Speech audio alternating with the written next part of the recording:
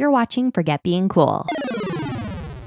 Jeff, you ready to talk about something else completely horrifying?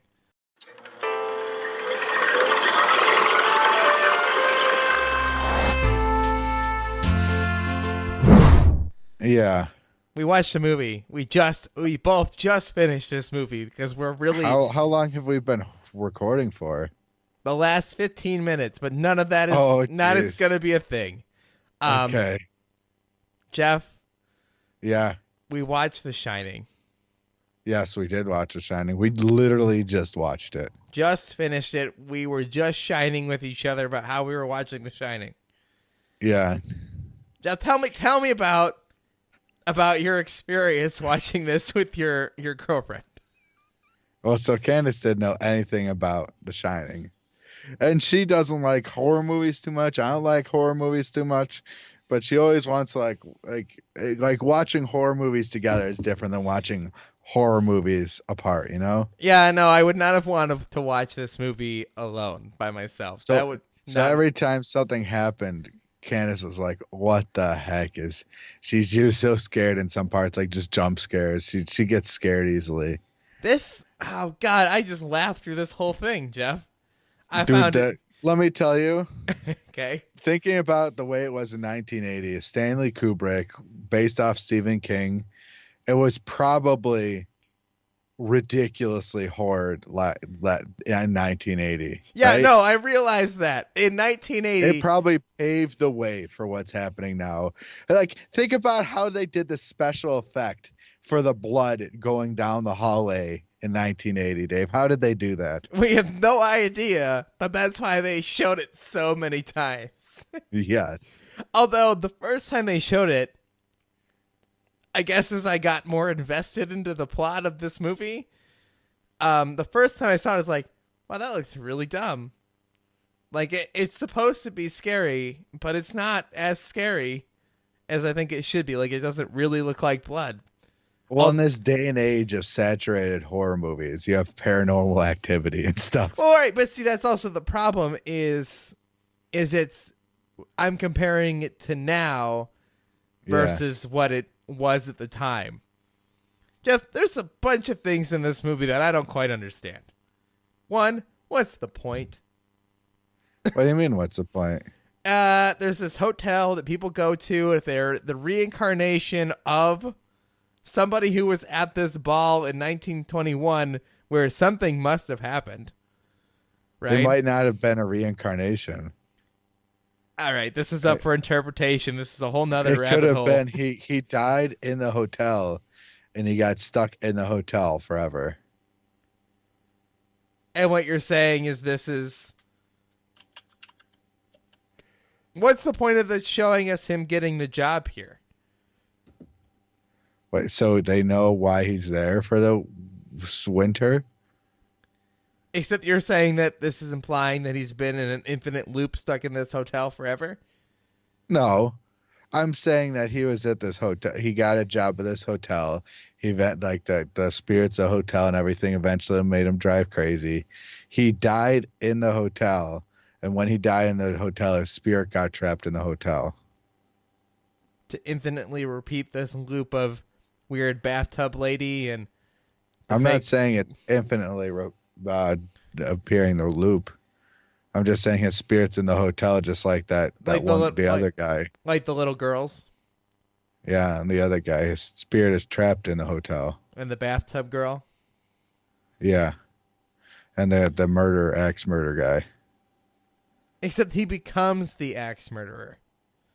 No. Yeah. Isn't that weird to think about? Isn't it a mind play? It's a mind play, but it's what Stephen King does, right? It's Stephen King's thing, and this is one of those times where when we're talking about a movie based on a book, I really wish I had read the book. So let me ask you a question. Okay. Did that butler, that guy who helped him eventually become the caretaker, or did he get hired on to become the caretaker because he was a caretaker in 1970 and that picture was taken in 1921? So he was the caretaker in 1970, just hired on to do what Jack was doing. And then he killed his family and then killed himself and his spirit got trapped in there. Right, and then he takes the job, and then somebody else gets trapped in there, and this is like a infinite, like that. It's like spirits getting trapped in a place. Okay, but so then why was he in the picture at the end of the ball from 1921? This is where Lost gets its definite questions. They don't answer it. Why would they don't answer it? Right, They're leaving stuff unanswered. Okay, so my question is, Jeff, if I take this job at this hotel, like this is the point of horror, right? Right? Because at the end of like Paranormal Activity, not a spoiler, who cares? No one gives a crap in 2019. Okay, the Did you know the girl, Stephen King wrote a sequel to this called Doctor Sleep? Red rum. Yeah. My question here then, Jeff, right? Yeah. Because horror's supposed to make you worry and be scared, right? Yeah. If I end up in this hotel, right, being the caretaker over the winter to slowly lose my mind, which is really the point. It's about a guy losing his sanity. Yeah. And then later ends up in One Flew Over the Cuckoo's Nest, but that's a whole nother thing. If I go to this hotel, but I wasn't in that ball in 1921, does this happen to me? Or am I perfectly fine to be the caretaker for this hotel? Like, is it associated with the fact that I was in 1921? I was also in this ball where I'm assuming something bad happened at this ball. That's the way I interpret it. Like, they all got murdered in 1921 at this ball. No, they didn't get murdered. Otherwise, they would have told you at the beginning of the movie, like, the tragic event that happened in 1970. I don't think everybody in the ball got murdered. Right. The only thing that happened in 1970 is the guy that was at the ball bar room. So you know what it suggests? Okay. It suggests that everybody who murdered somebody or did something in the hotel, like the caretaker and stuff, they were at that ballroom in 1921 around that time and everything, and they all eventually died. And this Jack is a reincarnation of the old one who felt compelled to come back to the hotel. Because at the beginning they ask him, so what do you think of the hotel? Is like, I love it. I felt drawn to it and stuff. Yeah, and he's so like, I had deja vu. I had deja vu unlike any other deja vu I've ever had before. Mm-hmm. Anyway, I think this movie is massively shot. It's poorly edited because it's from 1980 with the cross dissolves. Cross dissolves drive me absolute bonkers. Oh, that's what they did back then. I know it's what they did. So the Overlook has the power to recall reincarnated versions of its past guests and employees. Right. So, but if I'm not a reincarnation of a past guest / employee of this hotel, right? And I go here, should be fine. Yeah. Except by design, by going there, if like we're to go to this hotel, right? Do I now have the ability to be reincarnated and be redrawn back here as a reincarnation of me? Therefore, an endless, infinite loop of me. Eventually, over hundreds of years. Right. Yeah. Okay, see, that's where this gets a little scary and a little bit like, oh no, I could end up in this creepy hotel that's going to live forever. That's so far away off the main road that they can't even shovel there in the winter. Mm-hmm. So this reincarnation theory comes directly from Kubrick, but there's another theory that I was thinking is that the photo is effectively a collage of all the guests the hotel has claimed over the years. Right. When Jack dies, his spirit gets absorbed into the photo. That's the way I interpret it. The first time I saw it, when I watched it the first time, I was like, oh, okay. He's getting added to the photo. Mm-hmm. Right? Which is why we slowly zoom into the photo. So as he's been manipulated and controlled by this, he's getting added to a photo that no one will ever look at. The same way that if you look at Ben's house in Lost, spoilers for Lost, you haven't seen it, right? If you look in the backgrounds, people realize that they were in the Dharma pictures, and they thought it was just like a cool nod to like be like, oh, they put them in Dharma jumpsuits, and they're in the back photos. No, the reality is they had gone back in time, and they were there the whole time. I think that the thing that I get now is that the photo was there. They took a picture of all those, and eventually they all died off, and then now the Overlook is drawing their spirits back. with the power of The Shining, which I think is the worst. You know what? See, here's the thing, Jeff. I like this movie. I do. It's got a lot of weird issues. I don't know if I love this movie, and horror is definitely not my genre. I think growing up in a different generation, years above, we have different expectations for movies. Right. Right.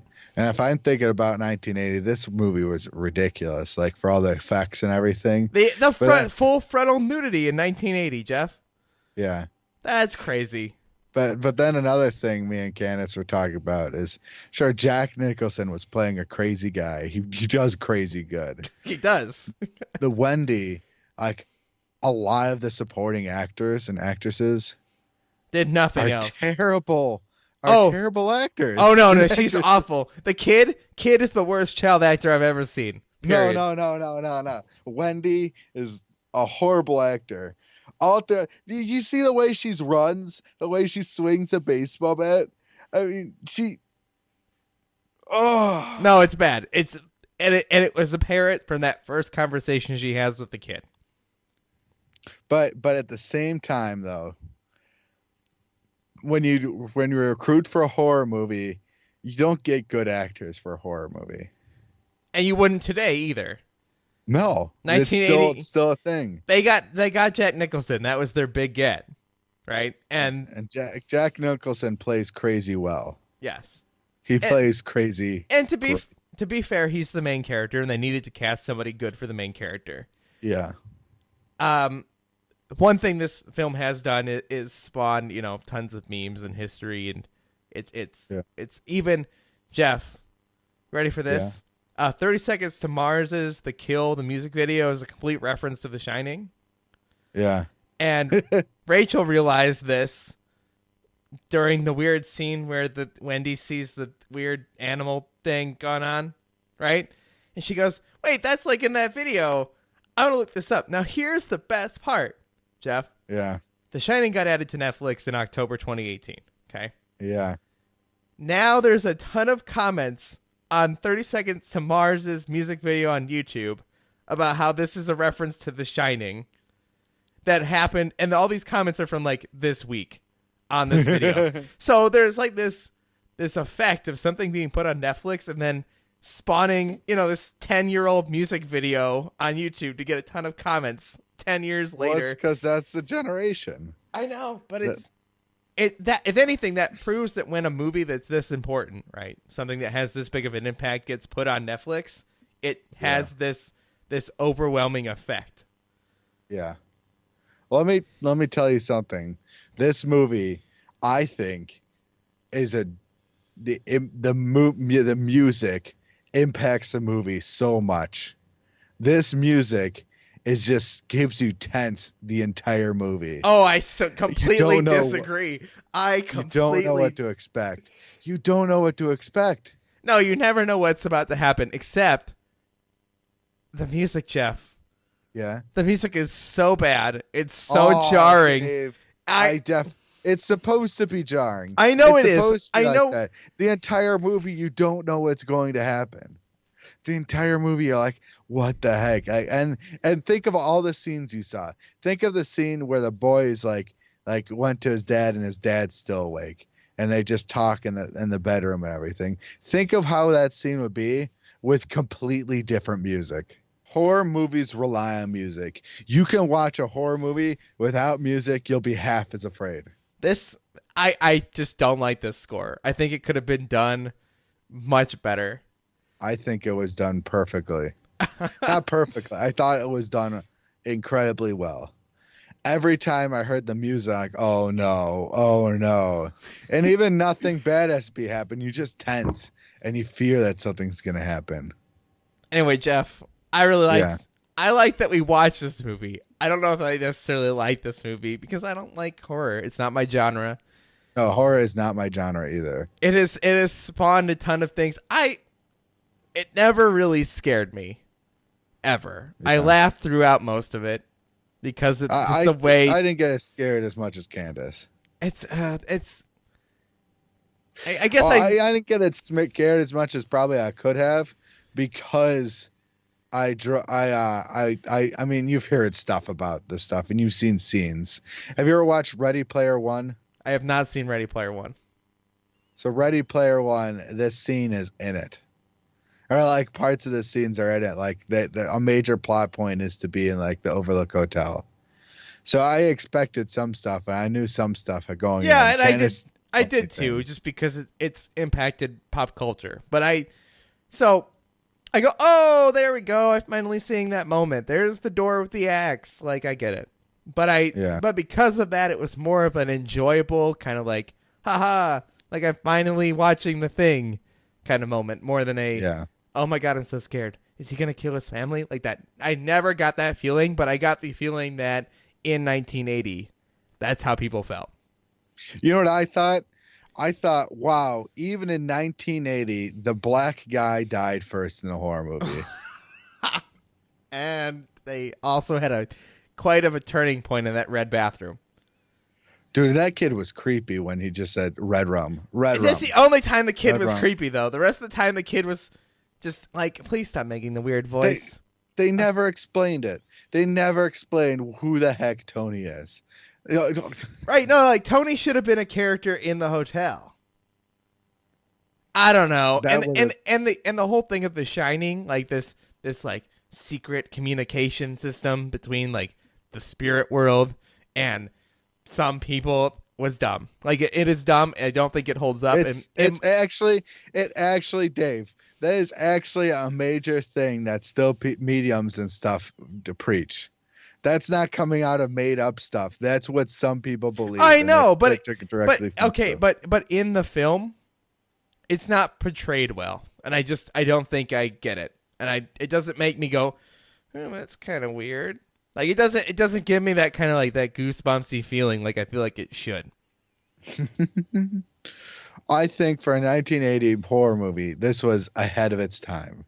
I agree, Jeff. That was one of the most impactful films of all time. Of course, we get these movies from those numbers you guys left me over on Twitter. Thanks to Dave. You know, David. That guy named David. He's on Twitter. He gave us this movie. Guys, we'll see you next week for another movie here on the Film Impact, where Jeff and I will watch another movie that you need to scratch off your bucket list. Bye. Bye. Anyway, Jeff, I really got to go poop. For more great discussions, hit that subscribe button or visit forgetbeingcool.com.